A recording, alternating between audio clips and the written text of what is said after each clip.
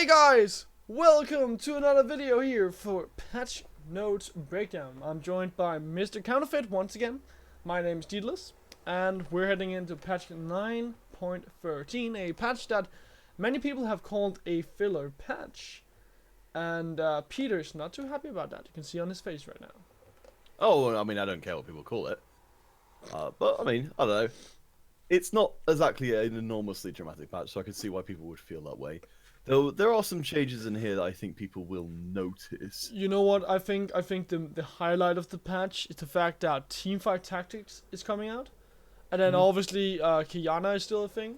Like I've forgotten all about her. Yes, hey, I think she's a everyone thing. has. Well, to be fair, like, once she comes out, people will know, again, they will, as much as they're not paying attention to her beforehand, they will definitely notice her once she does come out, because she's proper weird. I played her a little bit on PBE, and I was like, huh, okay. I like they're trying new stuff with champion design. Yeah. Even if, again, it's in the area where I don't know if they've got too much idea about what would be balanced and what wouldn't be. I haven't played her, but from what I've seen, she seems like a very hard champion to master because she has so many different interactions with her abilities.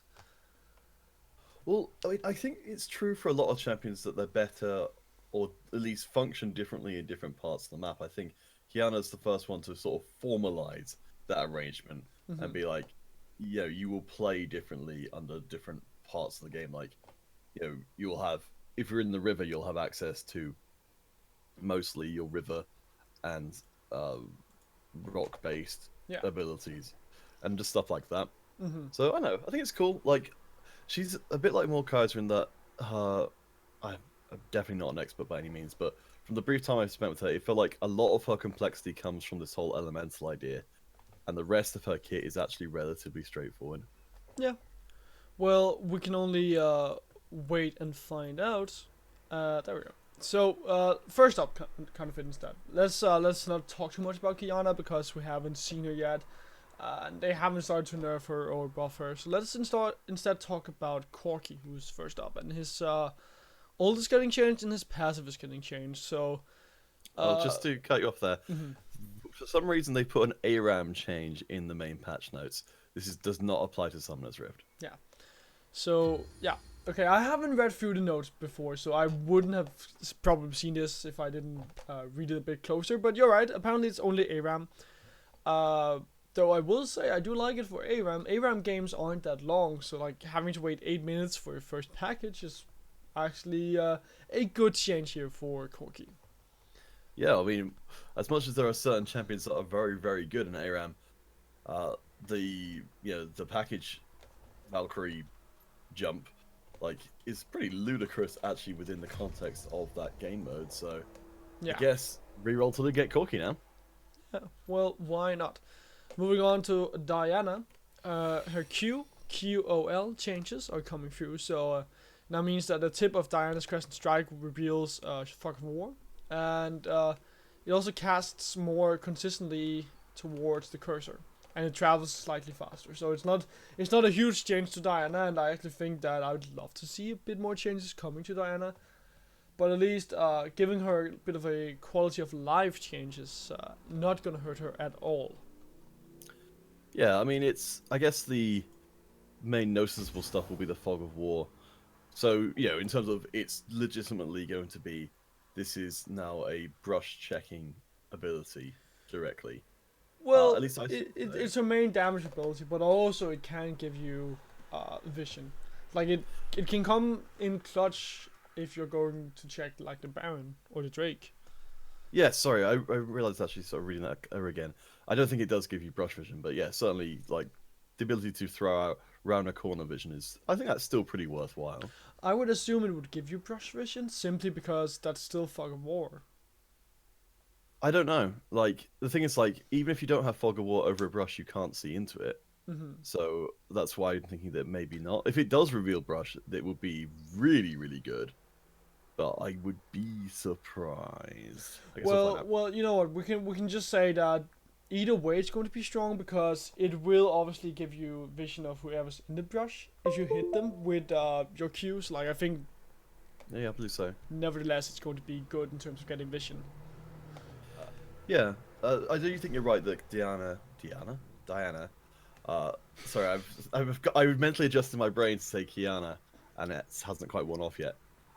I do think that her kit is like horribly out of date. She feels like a kind of a discount Akali, like, Yeah, and they never really nowadays she came back to him. does, right? Like I Yeah. like I like the whole identity of her ult, but there's just sorry of her kid, but there's just so many things that are in the game right now that means that she can't do anything ever. Like you're never going to be able to get close to someone who's melee. You're never going to get close to someone who's ranged. You can do stuff once you get your level 6, but even then that's a very short period, and you're only going to be strong if you can also hit your Q, and that means that you have to get close to them, and in order to get close to them you need to use your ult, and it all just ends up not balancing each other. Yes, it's. I mean, you compare it against the Akali Perfect Execution. You've got a much more conditional version of the same thing. Where you're right, if you don't hit a slow moving skill shot, then you get half of the same effect, and that's. Hmm. I think she's got some interesting ideas in there, and that she's an assassin who revolves around attack speed, which I think could actually be kind of cool, like because of the whole idea of assassins actually giving you a chance to, Hmm. like, rather than assassins having the identity of somebody who deletes someone instantly, Yeah. but instead having the identity of somebody who does a lot of damage, but you still have a chance to do something against it. It's not Yeah. just a stat check. Yeah. Well, I definitely think Diana could be a champion that could be interesting if she got a change, but coming from someone who's played a lot of Diana in the past, I don't see that happening because, right, they tend to forget about old champions unless they are very heavily requested, like Fiddlesticks or Mordekaiser. And I don't think Yes, I anyone plays Diana, really. please, Diana. Uh, I'm almost certain you're right that it's literally one person likes Diana, and it's like that has pushed for this change because I can't see any like pressing reason why it would be here otherwise. Well, there's probably someone in the right hit quarter who likes Diana, but you know what? There's probably also people who like Ilaoi, and she's Mm. getting her W, minimum damage added. It also applies to turrets. Her tentacles disappear faster when Ilaoi leaves. Her E spirit and vessel duration has been decreased, and time between tentacle attacks decreased as well. And our tentacle cap increased. So a lot of changes. So let's just start from the passive counterfeit. What's it all about? I can see she's getting a bit more ability power. Yes. So, in a legendary display of not learning from your mistakes, the Riot decide to give back ability power ratios where they've been previously stripping them out. Mhm. Like I can literally remember the patch many moons ago where they brought in AP ratios because they're like, we want people to feel like their purchase of Trinity Force makes use of all of the stats, so that's why we're giving all these random ability power ratios. Mhm. Now they've introduced it back onto here in a way which presumably only serves to potentially be problematic down the line Yeah. if a certain build comes up. But I don't see any world in which that becomes a there's a good outcome there. It's either just like it doesn't do anything or it's abusive. Yeah. Well, it's not going to be like I can see where you're coming from, Peter, and I definitely think that it could be something that could be tipping like the edge of her damage. But then again, it's not her main damage ability, so it is a passive, and we need to remember that. But her tentacles, they do a lot of damage, and honestly, when you have the Leap of Fate, you do get a lot of tentacles out, and if you then stack a lot of ability power or just get a Trinity Force, then those 5, 6 tentacles are actually going to deal a lot of damage now. Oh well, But as well. sorry. I'll say there's also the other thing of that the tentacles will despawn after she's left an area for half as much time. Hmm. I think for the most part is going to be a very small buff, just because not having played a lot of Bellari, but played against a few of them, that you basically just go around harvesting her tentacles after a certain point rather than anything else. So Yeah. it feels Well, like it's probably an improvement. yeah. I think it's going to be all right for her. It's not like if you leave an area for a minute as a top laner, right? You're not gonna be gone for an area for a minute and then probably return. So like, I can't think of many situations where you're gonna be going away for a minute and then to like return immediately and think you still have dominance over that area. Like if you disappear for a minute, then it's either to go gank, go for a fight down in the bottom side, go for a fight around the rift hilt. You're probably not gonna go back immediately after that and think, okay, I have enough health to now again take over the top lane. So I think that 30 seconds also makes more sense. As you said, it's people that farm it up, but also just so she can put out new tentacles and gain control back over the area. There's also the I guess that this one is a little bit unclear. That the vision of tentacles through fog of war, that's reduced generally, but as well that it appears like everybody on the opposing team got vision of the tentacles. When That was the bug fix getting out now. Yeah, I don't quite understand that in terms of whether or not it was. It's just saying now that I presume that the champion who's maybe getting attacked or it's closest to will still get vision of it, but just not everybody. And I don't know why that would really make too much difference either way, but yeah, I don't know. I'm not sure either, but if we jump down to her W, the harsh lesson, that's basically just like an extra attack, and I think if I remember correctly, it's something like an auto attack reset as well. Yes. It's getting more now minimum damage, and you can use it on turrets. And I think that's fine. Ilaoi is supposed to be like a bruiser-ish split pusher as well, and giving her more of an incentive to go out to the side lane and actually split push is fine by me, since she isn't overpowered at all, and really isn't seen as a counter to anything as well. So I think getting that out is actually fine by me. Yeah, I think it makes sense as well to try and incentivize her to play. I mean, we've seen kind of changes like this in the past where there's been sort of very pointed changes to try and push somebody more into the style which they're supposed to be playing. I'm just having a quick check and seeing what her skill order tends to be. It tends to be Q, E, W, E. So it looks to be that people prioritize E, then Q, and then W at the end. Yeah. So I'm guessing if that doesn't change, then that's probably not going to make a major difference for her. But well, I think it's more situational now, because if you are put in more of a scenario where you want split push, then W might make more sense for you to skill up. But obviously, I don't think you're gonna see E being really taken away, because it's still pretty damn easy to just hit E and get some free quote unquote damage down.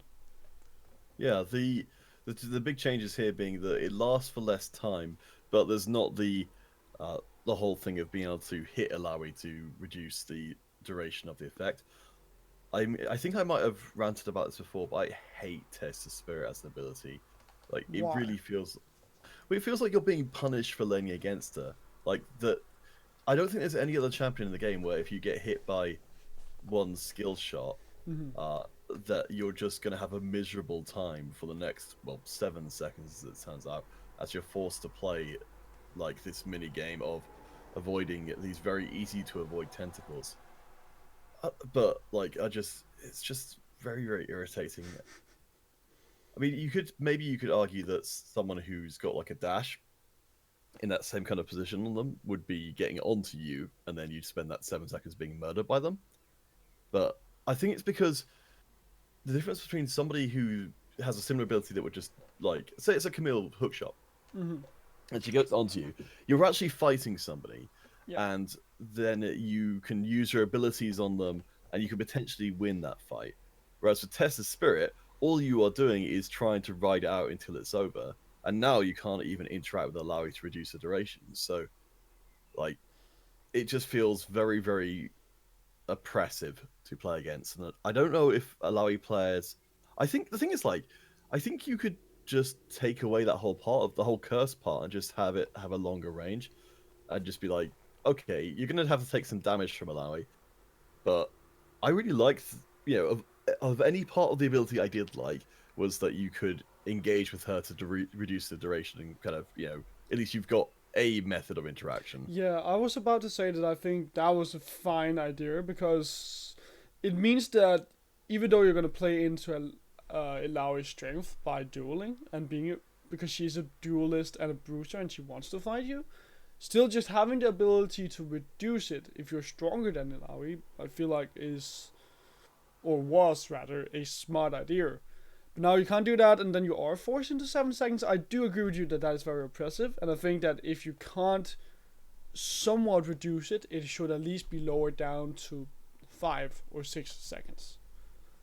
Well, and then I think you can somewhat, just to make up for the fact that it doesn't really run for a long time, that you can just make the tentacles a bit harder to dodge. Because I think that right now they don't really bring anything to the table except for when she ults. I think it just needs to be a changed ability in some fashion. Like, she's just old, like, champ design wise, and I think they could probably come up with some better ways of getting her whole tentacle summoner thing just in a way that's more satisfying. Mm-hmm. Like, I don't know, like, give her the ability to jump on a tentacle and have it fling her at someone or just something. I don't know, just something else. Maybe that is the next champion you need to include for your champion workshop. Yep. Everyone needs a Zac jump. That's what I figured out. Well, everybody. Just to round out things here with Ilaoi, now her Leap of Fate, you can at max summon 6 tentacles. And they no longer despawn if she commands them to slam with Harsh Lesson. I had no idea that actually happened, but apparently it does. Yeah, so you bring up all the tentacles, and then the thing is, it's like, I don't even really know why it's, well, actually no. So the mechanic of the Harsh Lesson, which I'm pretty sure at one point was called Leaf of Faith, but they changed it over for having too ultimately of a name, makes her tentacles slam. So she uses her R to summon the tentacles, and they slam, and then she Harsh Lessons to get them to slam again, which is the whole thing of, you think that you've got her top. I think, correct me if I'm wrong, but the Leap of Fate, it makes the tentacles slam 3 times, right? So I think the problem is that, sorry, 3 times. That was, I showed 4. It's 3 times. You can see here on the video. I think it makes you slam 3 times, but then I think the problem apparently was that Harsh Lesson had priority over Leap of Fate. So if you used Harsh Lesson while Leap of Fate was going on, it would, like, I think apparently would despawn the tentacles coming in from Leap of Fate, which is weird. I don't know. I don't play Ilaoi, so I can't speak with any authority. But that's what I get from the text that they've written. That Leap of Fate tentacles no longer, they used to despawn mid attack if Ilaoi commanded them to slam with Harsh Lesson. So I think it sounds like a bug, because that sounds super ridiculous that you can't use your W for X amount of time. I don't know. I don't know if that's a bit of a stretch as far as that interpretation. But I mean, it does. Yeah, it certainly reads quite. It literally says that they despawned, which is weird again. Yeah, that does seem really weird. I don't know. Like, that seems like one of the things that could be a major change for her, or it could just be that it was. Because it's not, like, written as a bug fix, because if it does look the way it sounds like a bug, more than anything else. But I don't know. I guess neither of us are allowing main, so yeah. Well, you know what? Let's move on to Karma. So Karma got a lot of buffs in the last patch. People picked her everywhere because she was ridiculous. Solo lane Karma got way stronger. Karma down the bottom lane got immediately stronger as well. You've seen people like Reckless play Karma, and I know that guy hates to play supports. So it is quite impressive that something can get buffed so hard that even Reckless can play her. But they're changing her movement speed. So the thing about solo lane Karma and Karma in general is that you have such a long period of time where you have the shield and the movement speed, which makes you very sticky. You have the W and your Q for damage. So that's wave clear, that's lockdown, and that's catch potential. So if you get the 45 CDR cap, then suddenly you become extremely strong because then I think there's like a downtime of like 1 or 2 seconds between your E and when it goes off. It's like you can just stick on the target forever and never take damage. So I think that movement speed, at least, trying to take that away from her and make it so that she's a bit easier to get away from, is a fine change without going overboard. But I don't think it's enough to really take her all the way down. I think you need to look at her Q damage as well. Well, the thing I was going to mention is that they still. So it went up from 1.5 seconds to 2.5 seconds as of last patch. Mm-hmm. They've left the enhanced E at 2.5 seconds, as well as the Q got the buff in the same patch to be a 10% greater slow from 25 to 35. Mm-hmm. So you're right, they still left, like, I mean, maybe not 2/3 of the buffs, but she certainly gets a lot more use out of it. But I would still argue that I think it's fine that you're strong when you have the mantra up, because it's not often that you have your ult up, right? But I just think that you should only really be strong when you have the ability to use that mantra. It shouldn't be all the time and then go Super Saiyan once you get that ult right. That shouldn't be a thing. That's just oppressive. I honestly don't know how to feel about Karma. Like, the whole... I feel like you could take her whole ultimate and just turn it into a passive, and then just give her something else that she does. Because currently, yeah, it's just like... that while it's a decision point for Karma to like choose a certain ability or whatever, it's the way you kind of get there, it just feels a bit weird. It's basically like almost like a transform. Yeah. That she's just kind of like, but it only works for one ability, which is, it's okay, but I wouldn't mind seeing her having something like it's not very interesting. I think that's what you're trying to get at, right? That the ult is not very interesting. Yeah, I don't think there's also really ways for other people to interact with it in interesting ways either. It's just sometimes she won't have access to better versions of her abilities, and that's kind of all you really have to know about it. I think there is an indication on her visually when she's got it up. But... yeah, there is. I think she gets like more. She gets like some energy indicator around her hands or something. But I think that's about it. But I still think you're right that she's going to be still really, really good. And also the mantra inspire, giving that 2.5 to the whole team is going to be ridiculous. Right, because this is only going to hit solo lane Karma a bit, and bottom lane Karma shouldn't be that harshly punished anyway.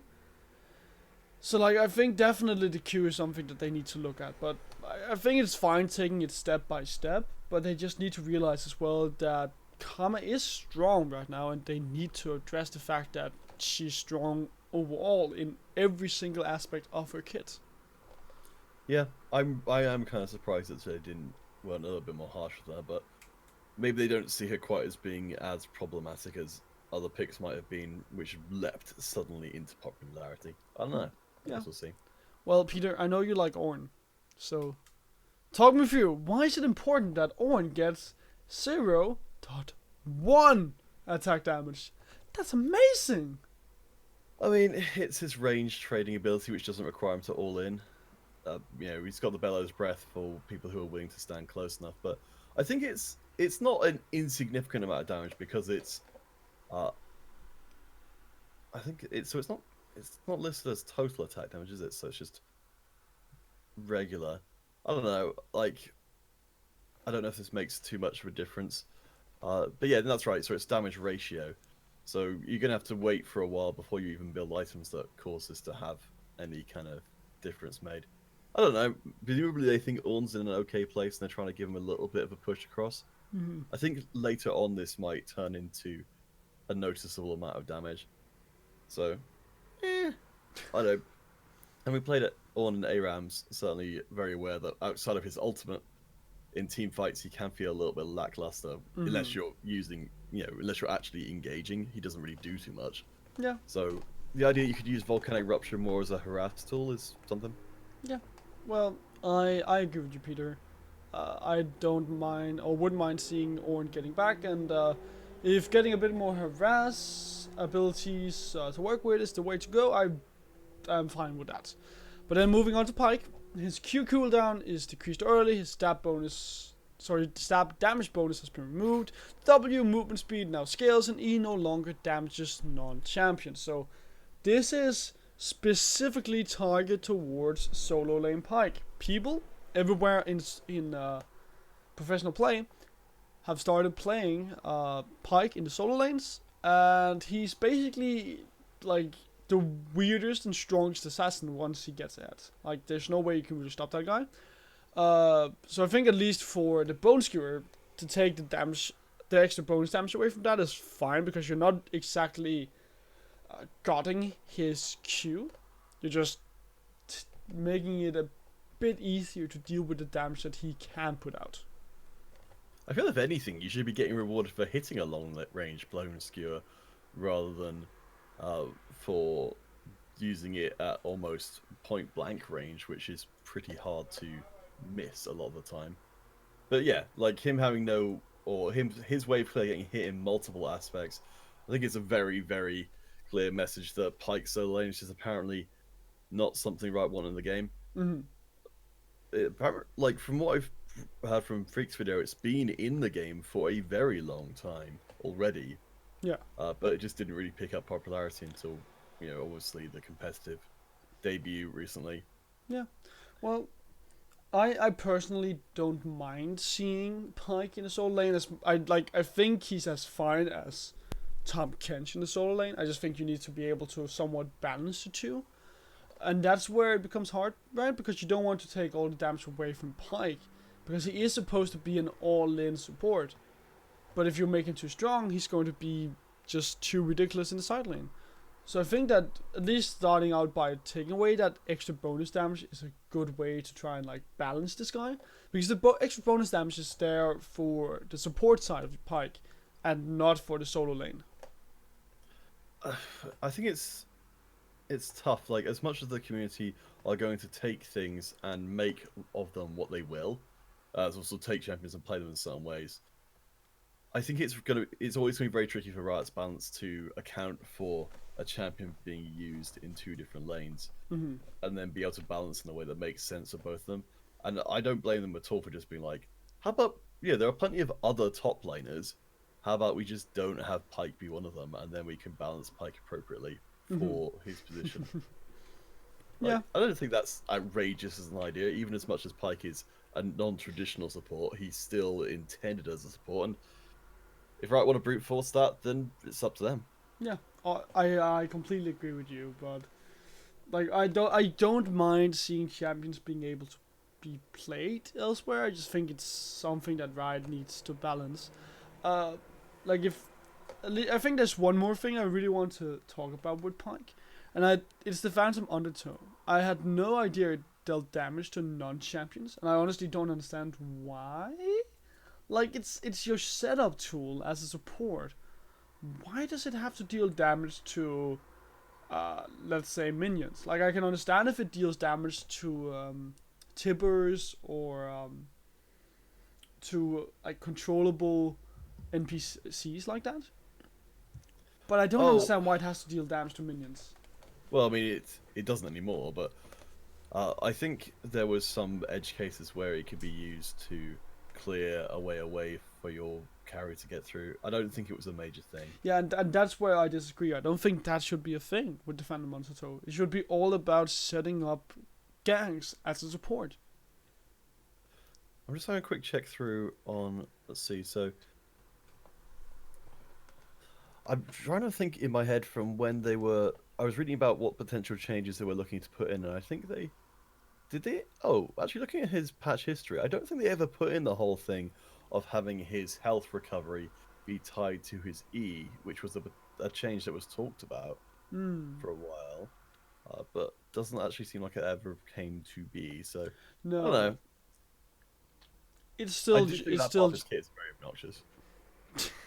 Yes, but he only recovers health if he's outside of combat, right? Or not being No, spotted by. if he's out of sight, Yeah, if he's not, if no one can see him, then he recovers health, or which is no Ghost Water. enemies. His Ghost Water dive counts as that, and also just going into a bush, which is Yeah. one of the multiple reasons he's very oppressive in the top lane. Like you notice that Riot haven't used this health recovery mechanic on anybody else since Pike, because it felt like it was an experiment in saying we won't give him a lot of stats because we don't want him to turn into a tank, and then he obviously turned into a tank. Yeah.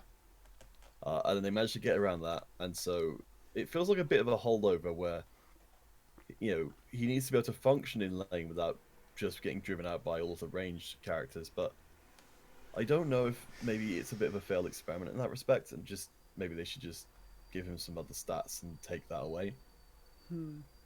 Because it feels like it's always going to be. I think you feels can. bad moment. I think you can allow yourself to like somewhat nerf it, right? Because it is very strong right now, but I wouldn't call it a failed experiment. I think it works on Tom Kench, for example. But yeah, that's a specific trade-off that he chooses to get the shield, but then the health won't come back. So I mean, no, exactly. So I think that's actually a good way of going around it. I think like alternatively, the way you could work around this would be that instead of being out of sight, you should be out of combat. Because I think that forces Pike into a more passive state, and if it's only out of sight, as you said, he can just go into a bush, and up in the top side there's plenty of bushes, or you can just use your W. So I think going out of combat would be at least a way of going around that. Yeah, I think that could work. Yeah, well, moving on to Sejuani. Health growth decreased, and W's second cast damage radio decreased as well.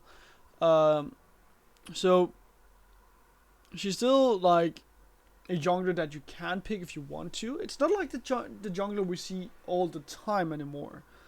But she's definitely like a fallback champion that everyone can play. And in the games that we do see her, she is fairly obnoxious to play against.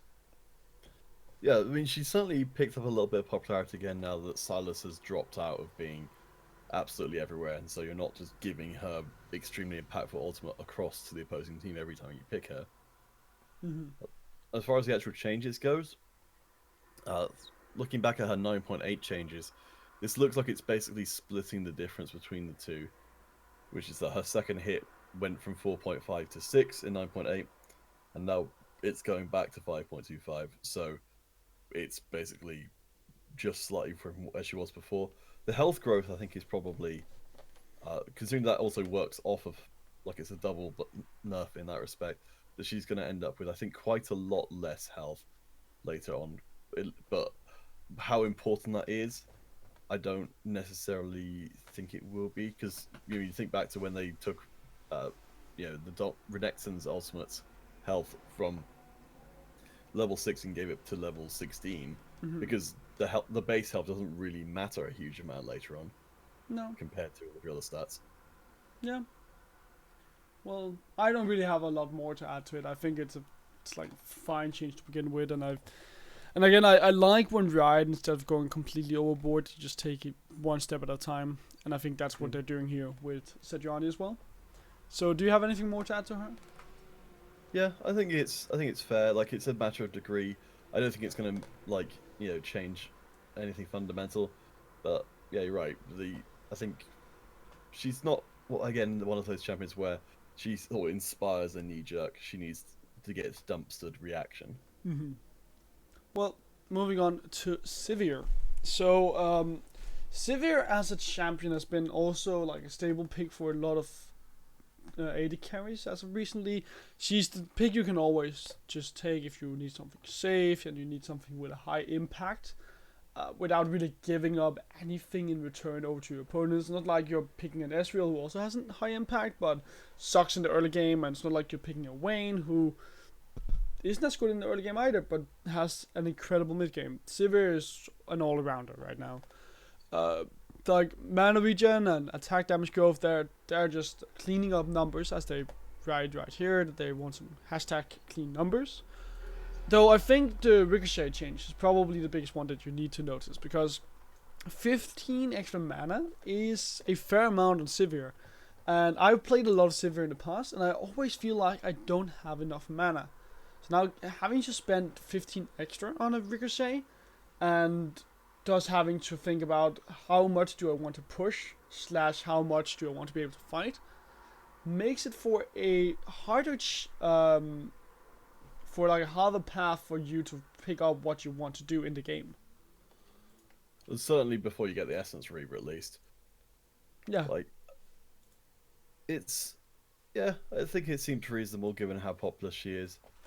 I mean, yeah, instead the base stats just don't matter, but... The Ricochet is definitely big. Yeah, I think that's going to be much more noticeable early on. Especially since, you could use it as your wave clear tool. I mean, you've always, of course, got the option of just going more boomerang-centric in that regard, but I like Ricochet. The thing is, Daedalus, I still remember the good old days when Ricochet was a toggle, and you could literally just A-click on stuff, and A-click on the opposing Nexus, and then just AFK, and she would just bounce, bounce, bounce, all the way to the bank. Bring back those good old days, is what I'm saying. Like back in the day when the Mana Million, the Mura Mana was a toggle as well. I don't remember that. Yeah, that was way back. I think they changed it in season 4 or 5. It used to be a toggle, and if you didn't toggle it on for the team fights, you would just suck because you didn't have any damage. But if you didn't toggle it off before the team fights, you wouldn't have any mana. Exactly. Yeah, that was dumb. Yeah, it's much better now that it's only champions it works on. Like, there was obviously pros and cons for everything, but it's definitely better now. It's more streamlined. It was just dumb. Yep. Anyway. Sona! Woo! We don't like Sona in the bottom side, do we, Peter? I'm kind of okay with it, but yeah, I mean, I think probably the most noticeable thing here is going to be the Song of Celerity changes. I think getting that much in the same way that Karma getting her Mantra E across the entire team. Well, to be fair, that's still going to be a thing. Whereas for Sona, that affects halved, which I think is probably fair. Like, she doesn't probably need as many strengths as she has right now. No.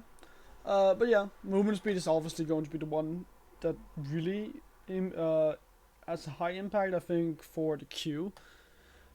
0.1 isn't that big, but it's still something, and I think everything you can take away from Sona without making her suck is okay by me.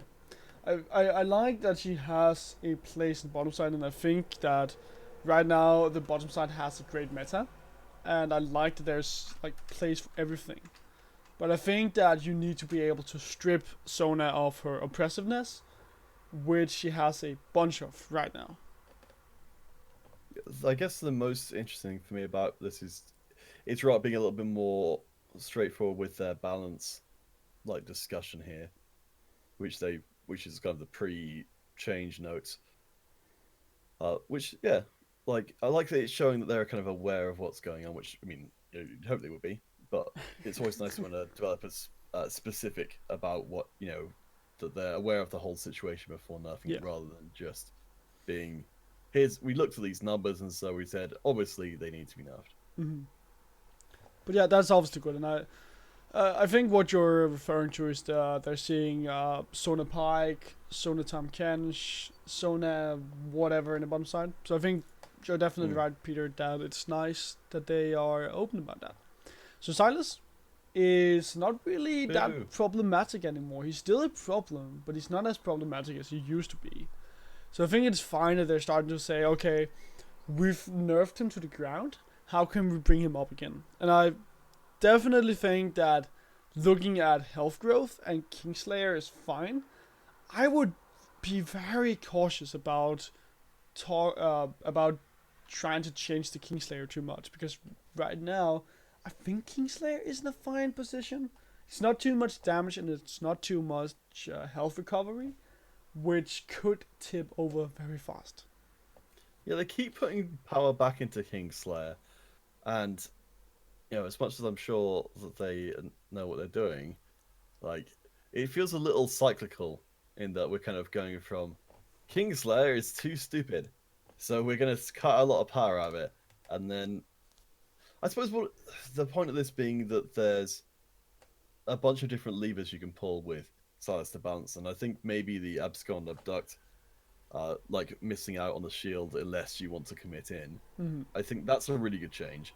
Uh, I kind of wish there was like well, I suspect how the changes are going to be is they'll keep pumping power into the various bits of the kit and see what this version of Silas looks like if you keep making them more powerful until they Well, that's also what they're saying in the text, right? That they're giving Silas long-term attention. So like they're just trying to slowly buff him up without making him overpowered, and I'm fine by that. I think he fills out a nice niche. Like he's a good split pusher. He can be a team fighter. He can steal ultimates. I think that he should always be a pick that people should be looking at if their opponents have crazily good ultimates. But I don't think he should be a first pick slash 100 ban rate worthy of a champion. well, I think everyone thought when he initially was coming out that he would be almost exclusively a last pick for that. I've heard that there's some work being done internally at Riot to kind of get his ultimate into a better place where it's not just, again, a bit like the Alawi is, sort of punishing people for playing certain champions. Yeah. I wouldn't like his level 16 cooldown being 15 seconds base.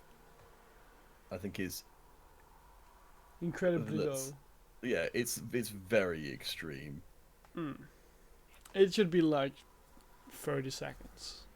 I think like the lowest cooldown for like a regular cooldown you have is regular ultimate cooldown is like 60 seconds? Something around there, right? So I think halving that is okay. Like it's really difficult. I don't think you have a lot of like standard ultimates. So when I'm thinking standard, I'm thinking stuff that doesn't power up your like regular abilities like Heimerdinger or Kame. I'm thinking stuff like Caitlyn's ult, Graves' ult, Mordekaiser's ult. I don't think you're gonna find many ults like that aren't lower than like 60, and I think 60 is like the line that you draw for those kind of ultimates. Oh, I see what you mean. Well, some of the discussion on Reddit was that he's got the whole thing of when he does people's ultimates, oftentimes he's better at it than they are. Mm-hmm. The whole idea of being like, there's some abilities that certainly have enough utility to them that he doesn't also need to be doing much more damage than the person whose ultimate it is. So yeah, I wouldn't mind seeing some of the AP ratios or AD to AP ratios brought down and have it be more. I think people would find it probably a lot more palatable as an ultimate if it was based more around the utility effects of other people's ultimates rather than just, here's something that will murder the hell out of everybody. Yeah, I can see where you're coming from. Though I would still say that I think his ult is in a fine place. I just think you should make the cooldown of it a bit higher. Like I think the overall theme of Silas is that he's a big, strong mage, and if he can't like power up the ults that he steals, then what is really the idea of that guy? Well, I think you could maybe even get away with having different scaling on different ultimates, where you've got like for example, you're talking about the glacial prism from so if you steal a utility ultimate, you get something, and if you steal a collateral damage from Grace, you get damage or something like that. Yeah, I think just some sort of delineation between stuff that's like utility and stuff that's mostly damage. Yeah, so differentiate between different kind of abilities. Yeah, I mean, I don't know if that's a bit confusing, but I think. No, I understand what you're saying. So let's move on to Syndra. Syndra is getting her mana growth increased. I don't think that's a huge difference. I mean, it's a fair chunk of mana later on, 30 to 40, 10 mana every level. But yeah, she gets the last chapter and turns. She gets that early on, right? It's like Yeah, it's like I think it's a first item It's pick going for to her. be what like one ability at level 6 that she essentially can use. It's Yeah, like I don't know. 660 It seems mana. weird. It's like one ability. So it's a fine change. I don't feel it's going to change a whole lot for her. No, I don't think so either. Like, Tristana, attack damage growth and mana increased, mana region decreased, and W damage increased. So basically, we haven't seen Tristana in ages. She's not really a strong pick anymore, and I think that's mainly because she doesn't scale up fast enough, and she doesn't have that immediate impact that people want. You want to see your AD carry in the current meta landscape be strong at 2 items at the latest. You want to see them have an ultimate at level 6 that can impact the game, and that's not really Tristana. She wants to take down towers and get like 4 items before you start the team fight. Um, Giving her a bit of more of an aggressive playstyle with W makes sense for her to try and like get some incentive to be aggressive early on. But I still like overall think that she doesn't fit in the meta as it is right now. Daedalus, this is a nerf to Tristana. Okay, tell me, why is this a nerf to Stana? Is it not obvious? No. You increase the damage on a W, and what are Tristana's going to do? Jump in. Yes, they're going to use their W for damage. Mm-hmm. So this is a nerf because it will encourage Tristana players to jump into the middle of a fight and die. If you Maybe in Iron 4 where you play Counterfeit. I think you'll find it's a Mei for good reasons, sir. I feel like it's a buff if they made rocket jump 0 damage and then also disabled it. Unless it was facing away from the opposition. That would be a buff. But this is a direct nerf. I don't know what they got against my... The thing is, it's not what they've got against Tristana. It's what they've got, not even against Tristana players, it's what they've got against Tristana players' teammates. Those jerks. Oh my god. Okay, moving on to Udyr. Udyr. All abilities can now be leveled to rank 6. Yay. I believe this is Jat's baby, this change. So the broad sweep of it being that Tiger Stance is nerfed. Udyr's late game, which is legendarily pretty terrible, is very slightly stronger. Wait, and also how is Tiger Stance nerfed? because it gets less attack damage as you go. Notice it goes from 1.2 to 1.1. Ah, okay, yeah. Okay, so it's hard to track. They're not quite right. It's better. It's better in the late game now. Gotcha. But it's worse for nearly the entire game. Yeah. So, Tiger Stance is the only one anyone's been playing because it's much better than Phoenix Stance. I think primarily because it gives you attack speed as well as damage. Whereas they're trying to, or Jat is trying to get people to use Phoenix Stance by giving you a lot more damage incentive. But from what I read on, I think Udyr Main's subreddit, the people just still don't think it's going to work. Just because, I don't know, it's just maybe if they put some attack speed on Phoenix Stance as well and just call it a day. But I think being able to clear the jungle like very slightly faster was not ever really worth it in terms of your ability to murder people with Tiger Stance. Like, just the trade-off wasn't ever really worthwhile. I still don't think it is. No. But at least you like. I like the idea of you being able to choose between multiple paths, because now you can do that for every single ability. Just to be contrary, I don't. I think they should just take it out. Like, You don't like these interactions, I know. Well, I think it's like, as much as it's a bit of a meme to, which I'm possibly encouraging here by saying I don't like choice. In this case, there isn't a choice on the kit. Like, the R is just not viable. I mean, whether you just keep pumping power into it until eventually it does become viable.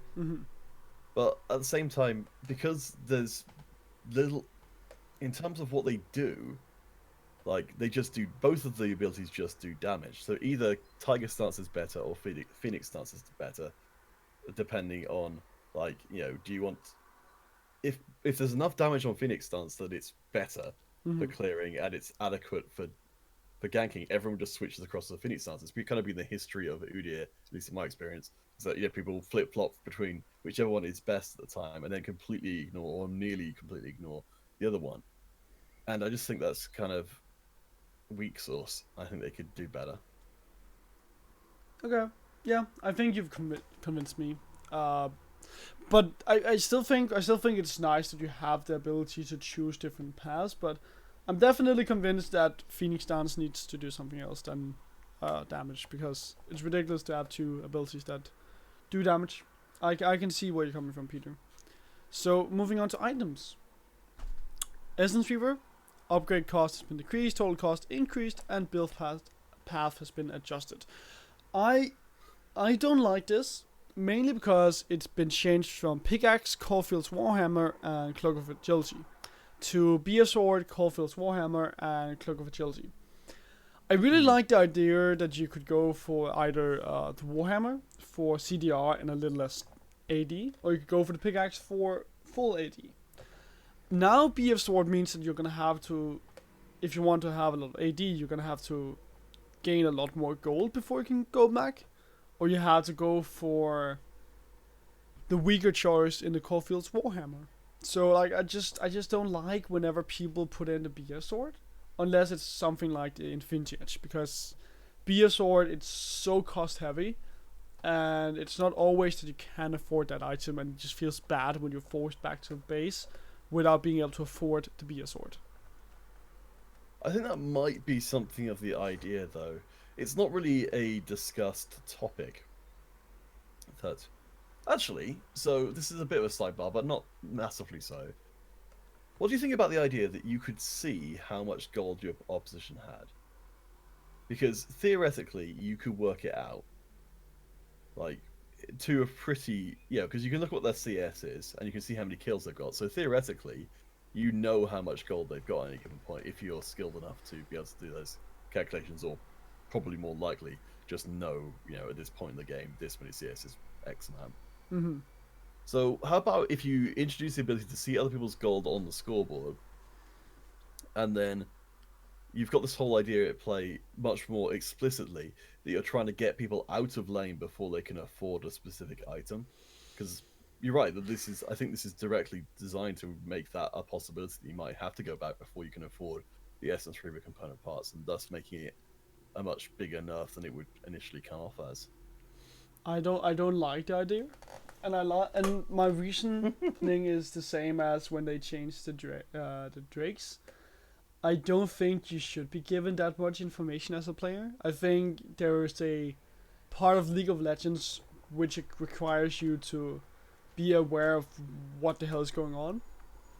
And I honestly am still pretty salty about the fact that you can have zero bloody vision around a Drake and still know when the hell it's going to spawn next. I think it was such a skillful, well, not necessarily skillful part of League of Legends, but it was just another strategic part of League of Legends where you had to write down the actual number, and as the opposition, you had to take a guess. The thing is, exactly the same reason was made for jungle camps as well, and the thing that baffles me is because I'm definitely on the side of bookkeeping is not skillful. Like in the case of the dragon, you had a pretty good idea if you were paying attention. With people, because you could just, when somebody, you could see the buff on the person once they got it.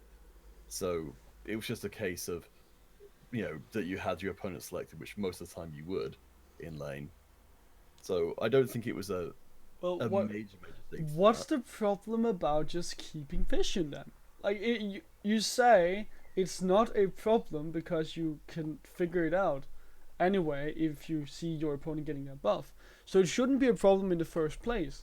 But I think you should be. I think it's just too ridiculous that you're not getting punished for not having proper vision around that area.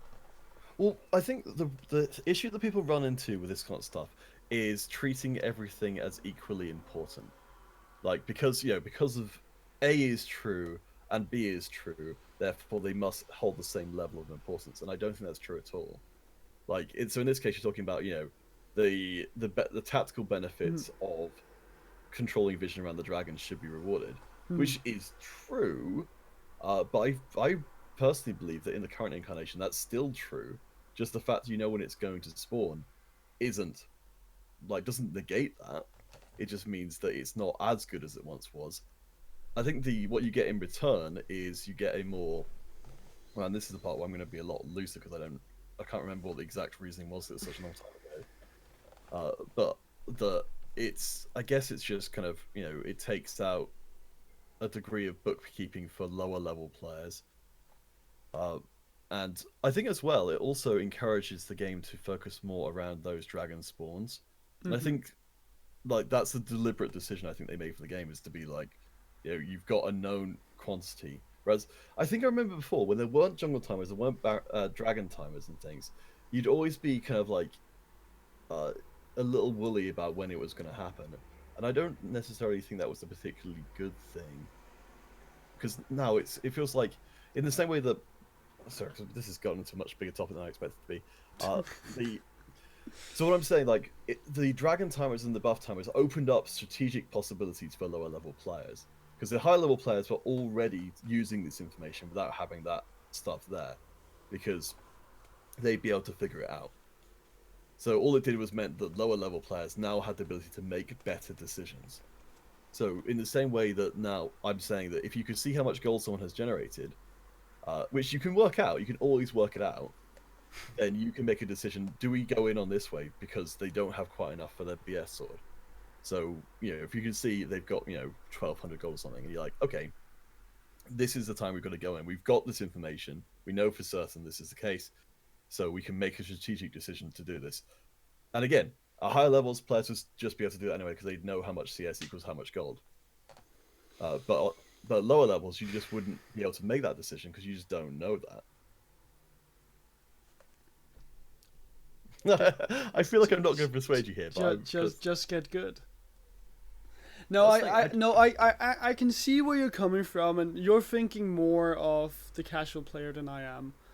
I honestly just believe that you should be able to track stuff like this, but it also comes from a guy who's been trying to track stuff like that, and when I've been doing that when I was playing, so if I can see where you're coming from, but again, I just think that people should be able to do this nonetheless, even if there was a thing in the top of the screen saying, okay, your opponent has 1,200 gold, you need to screw them over now, or they're gonna get the BF sword and screw you over when they return. I think it's not so much helping beginner players; it's trying to help the intermediate players. Like, you'll at least give them the opportunity, or put less barriers in their way of getting to that point.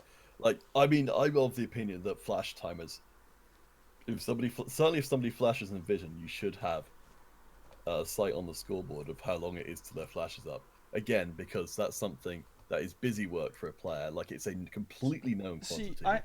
I can agree with, and that's like with the Drake. If you have vision, you get the timer.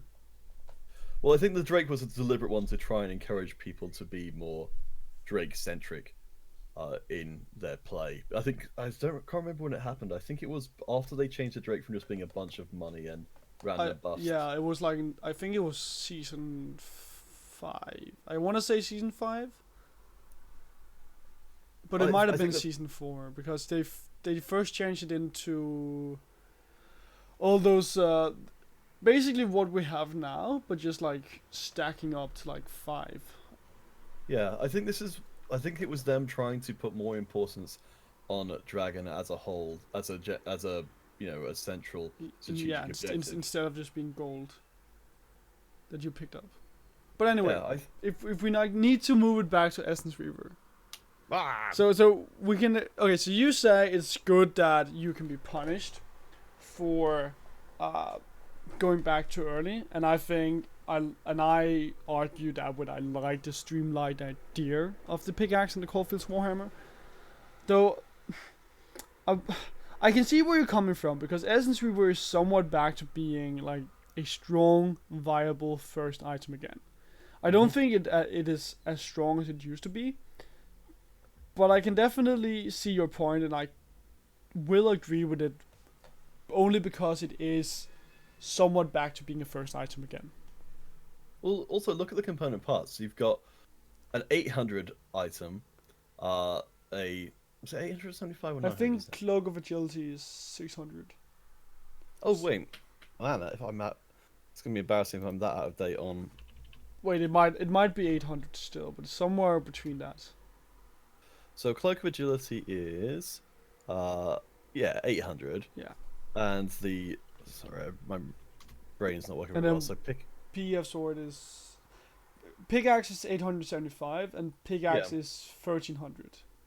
So you've got a pretty good spread of similarly costed items Yeah, there but in the first you're not gonna buy the Cloak of Agility as your first component. but you could. So you've got 800, sorry, you've got 800, 1100, and 1300. So you've got a good selection of different price points you could go back at theoretically. Yeah. But you don't want to buy crit. Why would you want to buy crit if you don't have any damage to back it up with? Well, that's the thing. It's like, I think it's. I mean, you could make the argument that the in the previous iteration you're right, you would always go for pickaxe over cloak of agility, even though they're basically the same price. And now there are situations where you have the potential to go back and only be able to afford cloak of agility, which I don't know. Like, I think it might just be a bit of a. I'll say I don't know where I'm going with this, but Yeah, but let's end the discussion that I can see where you're coming from because it is about to be a first item again. It's not right there. It's not like everyone builds Essence Reaver as the first item, but it is a viable option, and I can somewhat agree with it because of that. That a first item shouldn't be streamlined and it should be hard to get. That I can agree with, but I still think that streamlining your entire build path overall is a better experience as a player than having to go back and I'd buy also shit. also bear in mind you've got the two long swords that make up Caulfield's Warhammer, so there's a lot of potential like breakpoints for But Essence mate, Reaver. if you're forced back, let's say you're forced back at 900 gold. No, actually, let's say you're forced back at 1200. You're not going to be buying a Cloak of Agility and a longsword. You're going to be buying Caulfield's Warhammer and a pair of boots. Sure, if you had 1400 gold. Wait, no, But 800 plus 300. Caulfield's Warhammer is 1100, isn't it? Oh wait, yeah, sorry. Okay, so yeah, let's say okay. We Anyway, tried to get into the weeds here, we exposed our ignorance. Okay, sorry. Anyway, I'm just saying that you will never buy the longsword if you can afford a BF sword, and like That's true. yeah, like and I'm just all I'm trying to say is just that I think it's irrelevant to mention the longswords because I don't really see a scenario where you're going to be like, oh shit, I have this much money, let me buy longswords, when you can afford a Coulfield's Warhammer. Well, I mean, there's always the argument for a BS sword to have that made out of long swords, like, but Yeah, that would be fine for me. Just make it out of like 3 longswords. That would be fine for me. I think that's the thing. Again, this is another discussion topic that never really gets brought up. Is the whole idea of, why is League built in such a way that you can't just, everything can't be just broken down into whatever. Like, I can even imagine, like, the whole idea of that you could buy a proportion of items. Like, you've got, say, 600 gold or something, and you could buy slightly less than half of a BF sword, and you get slightly less than half the effects. Like, that whole idea could be in the game. That could be a thing, but it's not. Hmm. And so you have got these very distinct breakpoints. I assume that this is very deliberate. Yeah. Because the actual gold change is almost like unnoticeable, but the awkwardness of building it is definitely going to be noticeable. Yeah. Well, I think we've kind of covered everything we can cover with the Essence Reaver. So, Random Omen. We don't really see that item anymore. Mainly because crit 80 carries.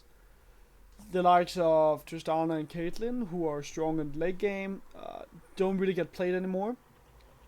So going for the Random Omen is more of a late game thing than so many other items, and the stats aren't there to make up for you building it early on. when you aren't going to be facing against really crit heavy AD carries. Well, Freak made the point as well that the thing it's really missing is cooldown reduction, which a lot of other stuff does have, making it generally a more, appealing option. Mm-hmm. I always thought the Random and Zoman, was a bit of a weird item. Why so? I don't know, it's just it seems like a bunch of effects thrown together. Yeah, the whole crit reduction, and having the basic attack stuff and the slow out of it. It just feels like a bunch of stuff. It doesn't feel like it has a coherent identity. A bunch of stuff. Well, I don't know, it just feels a bit weird, I mean, it seems like because the critical strike damage wasn't there for a long time. It was basically the Righteous Glory kind of effect, where you get into the opposing team and then you slow everybody. Yeah, but you didn't get the movement speed, if I remember correctly. No, you didn't. You had to actually get there yourself. Yeah. But I feel like that effect has been cannibalized by other items now, and that Random and Omen, I feel lacks a really cohesive identity of its own. I feel the critical strike stuff was really just thrown in as a. I remember when it was patched and it was it felt really random as just sort of please build this item. But as it is, I just think it needs to probably be changed around to have a more distinct identity and do something more than just be a bunch of health and other stats with some very minor upsides on it. Yeah, I can agree with you, man. I would definitely agree. It's hard to picture a scenario where you would want to buy the Random Summon because, as you mentioned, there's just items that are so much better. If you let's say you go for the Righteous Glory and the Frozen Heart, you have kind of the same abilities as the Random Summon that you get from those two items. Yeah, I would argue at least. I think, well, as I said, also the cooldown reduction, having your abilities up more often. Yeah. Is worth a lot as well. Okay, so round out things, Rod of Ages, 100 gold down. Basically, Rod of Ages sucks in the current meta. It takes too long to scale up. So now you get it a bit earlier on. It's not really that early on, but it's a bit early on. Alright, Jesper, I'm going to throw out some dramatic and over-the-top changes for Rod of Ages to make it more compelling. Hit me. So, actually, please don't hit me. The Rod of Ages currently is pretty boring. It's you buy an item and later you get something good. Yes. I feel like this goes directly against our idea for League of Legends, which is that if you buy something, it's got to feel like it's a major hit straight away. So I suggest the opposite effect, which it's an item that comes in super strong, but you're not allowed to sell it, and it gets worse as the game goes on, eventually draining your stats and pummel-slaying your champion, and possibly the player too. So thank you guys for watching. Yes. No, but they're unbalanced. Very unbalanced. But yeah, I think that's the end of the video. So thank you guys for watching. Obviously, it was fun having you guys once again. Peter, if people would like to avoid you on the internet, where would they try not to look? Dare not tread within the bounds of youtube.com/counterfeitcast, nor cast your eyes towards Counterfeit on Twitter, Instagram, or any of the other places which I can't think of, but are probably also there. That sounds kinky. Whatever you're into. And yeah, guys, obviously, if you want to see me, you can find me on Facebook, Twitter, Instagram, YouTube, Twitch as well. But our links will also be in the description box below. Yeah. And leave a like, comment, subscribe, send a bunch of loves to me, not to Counterfeit, because you don't want to go to his pages. And I'll see you next time. Thumbs up. Peter, give them a thumbs up.